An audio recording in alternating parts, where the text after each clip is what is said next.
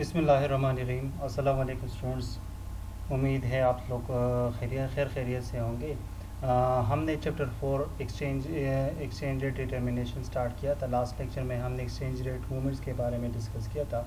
आज हम equilibrium exchange rate determination को डिस्कस करेंगे। तो चलिए स्टार्ट करते हैं। सबसे पहले हमारे पास इक्विलिब्रियम एक्सचेंज रेट के बारे में कहते हैं कि हमारे पास कहते हैं although it is easy to measure the percentage change in value of the currency. अगर हम परसेंटेज चेंज की बात करते हैं, एक करेंसी को दूसरी करेंसी के मुकाबले में परसेंटेज चेंज मेजर करना चाहते हैं तो वो तो ईजी होता है। It is more difficult to explain why the value change और to forecast how it may change the future. लेकिन सबसे मुश्किल जो होता है ये मालूम करना कि जो वैल्यू जो चेंज हो रही है, जो करेंसी वैल्यू चेंज हो रही है, ठीक है, ये क्यों हो रही है, एंड इसके अलावा इसको फोरकास्ट करना how it may change in the future, और ये किस तरह फ्यूचर में पॉसिबल हो सकता है या कितना चेंज हो सकता है, ये मालूम करना। फ्यूचर फोरकास्टिंग जो होती है ये मालूम करना। To achieve either of this objective the concept of equilibrium exchange rate must be understood. इसके लिए हमें क्या होना समझना चाहिए कि इक्विलिब्रियम एक्सचेंज रेट किस तरह आता है, as well as factor that effect equilibrium rate, और साथ साथ वो फैक्टर्स जो इक्विलिब्रियम एक्सचेंज रेट को क्या करती हैं, इफेक्ट करती हैं। Before considering why exchange rate change, realise that exchange rate at a given point in time represent the price of the currency. ठीक है ना। एक्सचेंज रेट चेंज से पहले हमें ये मालूम होना चाहिए कि एक्सचेंज रेट क्या होता है। एक्सचेंज रेट किस चीज़ को रिप्रेजेंट करता है, प्राइस ऑफ द करेंसी।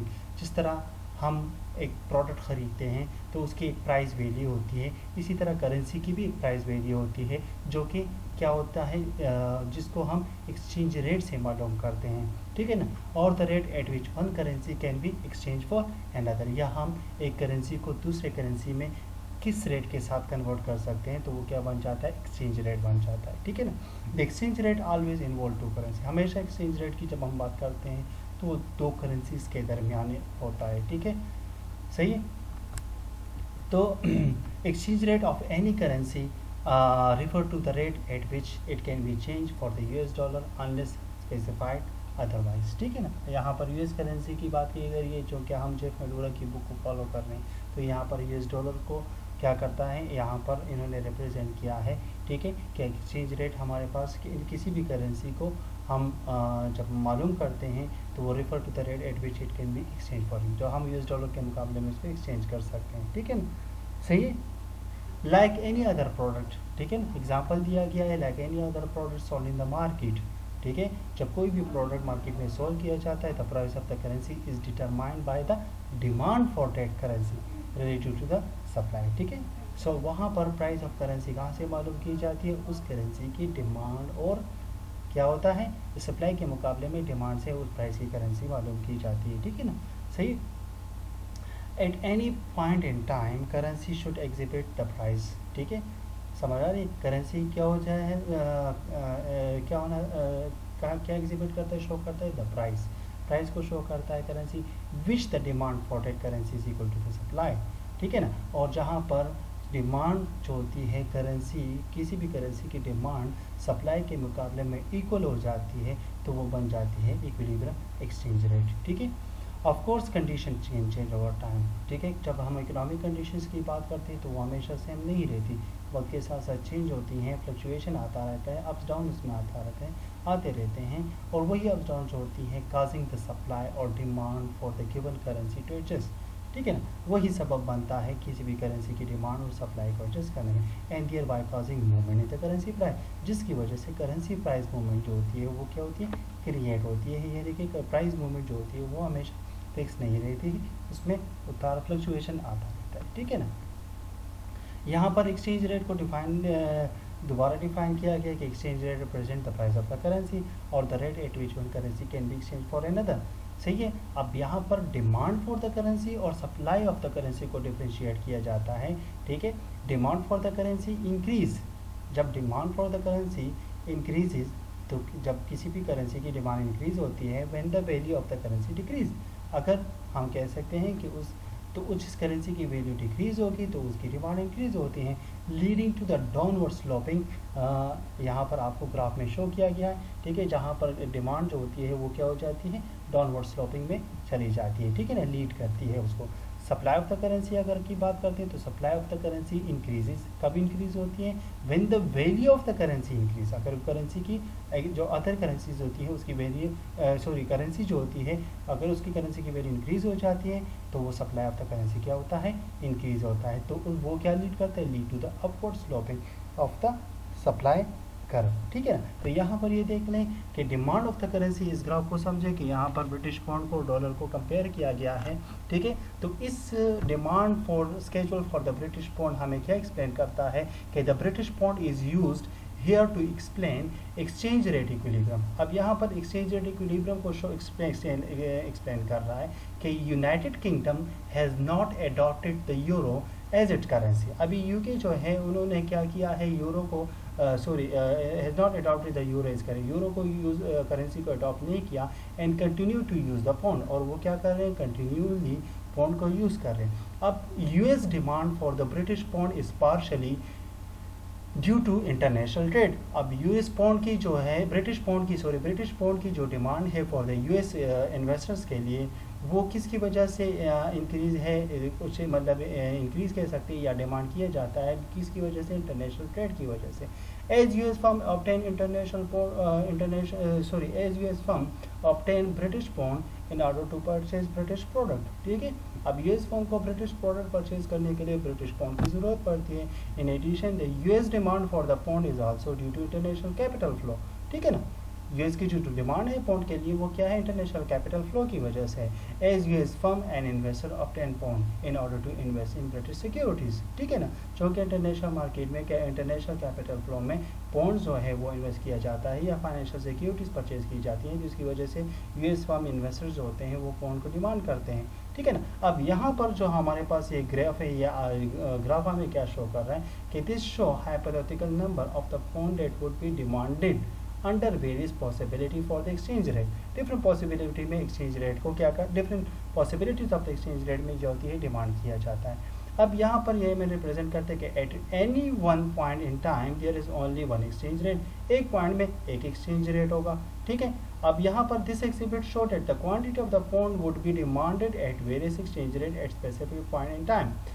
अब डिमांड स्केड्यूल जो है इज डाउनवर्ड स्लोपिंग, यहाँ देख लें डिमांड स्केड्यूल जो है क्या है, डाउनवर्ड स्लोपिंग है। जिस तरह हमने कहा कि demand of the value, demand for the currency increase when the value क्या होती है, when the value of the other currency, समझ आ रही है ना, डिक्रीज। अब यहाँ पर कह रहे हैं कि the demand schedule is downward sloping because corporation and individual in the United State would purchase more British good when the pound is worthless. जब पाउंड की वैल्यू क्या होगी, वर्थलेस होगी, ठीक है।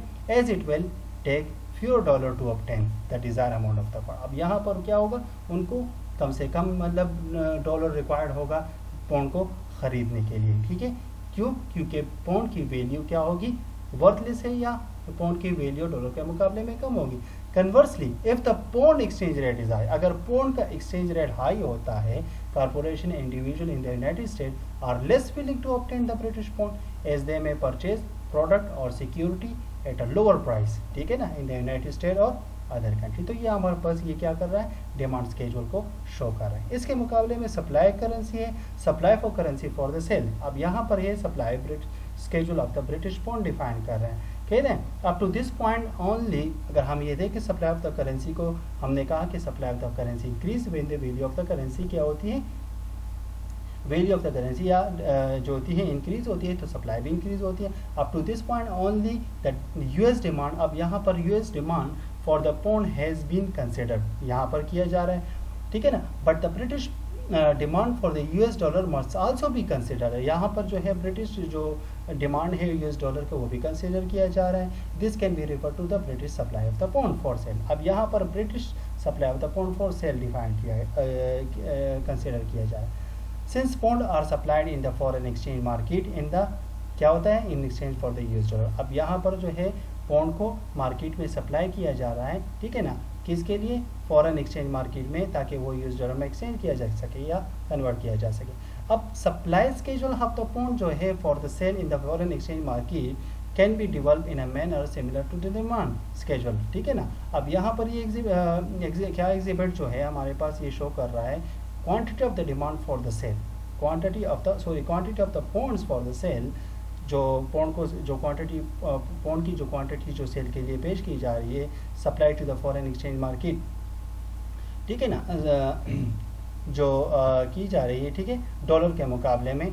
तो यहाँ पर इस सप्लाई में कह रहे हैं कि correspond to each possible exchange rate at every given point. आप यहाँ पर नोटिस कह रहे हैं कि notice from the supply schedule there is a positive relationship between value of the British pound and the quantity of the British pound for sale, ठीक है ना। यानी कि जो डिमांड है और जो सप्लाई है वो क्या है, पॉजिटिव रिलेशनशिप है, which can be explain as follow.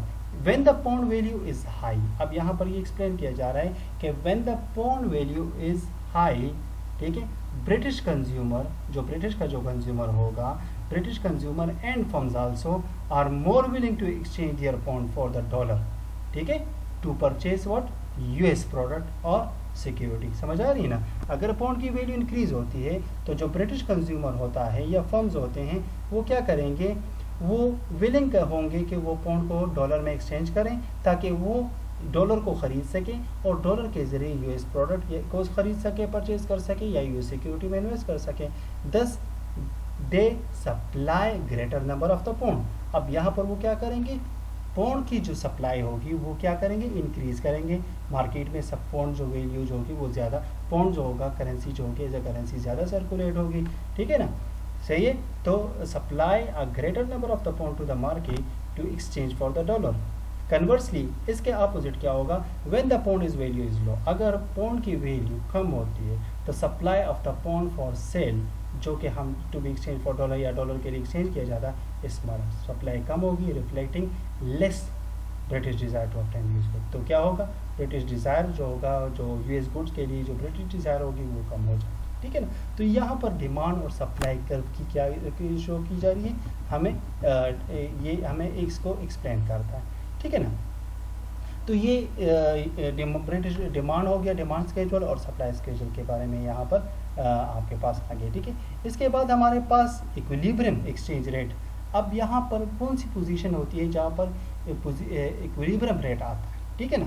अब इक्विलिब्रियम रेट को समझे कि demand and supply schedule for the British pound और कंबाइंड। यहाँ पर ये आपको देखें कंबाइंड शो किया गया है, डिमांड भी दिया गया है, शो कर रहा है, और सप्लाई कर भी शो कर रहा है, ठीक है ना, for a given point in time, किसी एक पॉइंट की बात कर रहे हैं। एट एक्सचेंज रेट ऑफ, अगर हम देखें 1.50 डॉलर की अगर हम बात करते हैं एक्सचेंज रेट के, तो यहाँ पर 1.50 में 1.50 जो शो कर रहा है कि the quantity of the pounds demanded would exceed the supply of the pound for sale।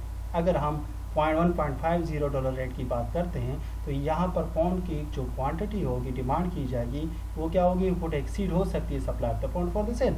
Consequently, the bank that provide foreign exchange services would experience shortage of the pound at the debt exchange rate। यहाँ पर क्या होगा, जो banks होंगे जो foreign currency जो foreign exchange provide करते हैं तो उनको क्या हो सकता है, पाउंड की शॉर्टेज आ सकती है।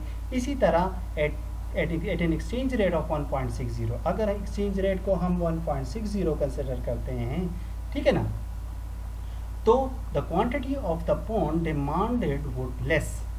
अब यहाँ पर पाउंड की डिमांडेड कम हो सकती है than the supply of the pound for sale. समझ आ रही है ना, रेट हाई है ना, ठीक है। तो यहाँ पर क्या होगा, तो quantity of the pound demanded would be less than supply of the pound, ठीक है ना, फॉर सेल। देयरफॉर अब जो बैंक होगा जो फॉरेन एक्सचेंज सर्विसेज प्रोवाइड करते हैं would experience surplus of the pound. यहाँ पर पाउंड की उनके पास सरप्लस होगी, ठीक है, एट दैट एक्सचेंज रेट। तो according to this figure, according to this graph, equilibrium rate हमारे पास क्या बनता है, 1.55 डॉलर शो किया है, बिकॉज दिस रेट, ये जो रेट है ये आपको क्या करता है, इक्वेट करता है the quantity of the pound demanded with the supply of the pound for sale, ठीक है ना। सप्लाई और डिमांडेड को दोनों को क्या करता है, इक्वेट करता है। समझ आ रही है ना। तो ये हमारे पास इक्विलिब्रियम एक्सचेंज रेट बन जाता है, ठीक है, according to the what, according to the market force, ठीक है ना, ऑफ दैट करेंसी, ठीक है ना, जो करेंसी भी आप मार्केट में क्या करते हैं, डील करते हैं। समझ आ रही।